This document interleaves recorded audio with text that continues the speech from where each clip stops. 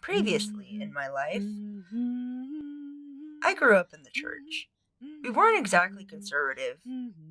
We watched The Daily Show, for God's sake. But we limited women's roles in the church, and we didn't think the church sanctioned gay marriage. God made sense to me. Sometimes the text would be a little confusing, but I was raised to trust the scriptures and dig deeper for historical context and differing perspectives from the biblical scholars until it stopped being confusing.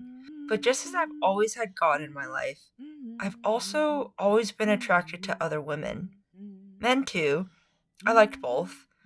But I'm Christian, and Christians don't do gay. So I tried to focus my attraction on men. But one sexually abusive relationship with a Christian guy in my church, followed by an icing out from that same church I grew up in later, I found myself re examining my beliefs in my early 20s. I slept with a couple women after my falling out with the church as an experiment, but it was my aggressively lesbian roommate who made me question my sexuality the most. She looked like Pete Davidson, but thinner lips and bigger tits, though not by much. She was way cooler than me.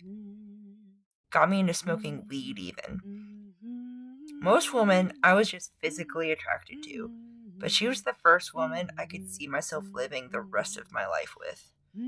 In the Christian faith, you have to give all your wants and desires to God. He has to be the most important thing in your life, your top priority. I knew I had to give these super gay desires to him, but I was scared to, knowing that he didn't approve.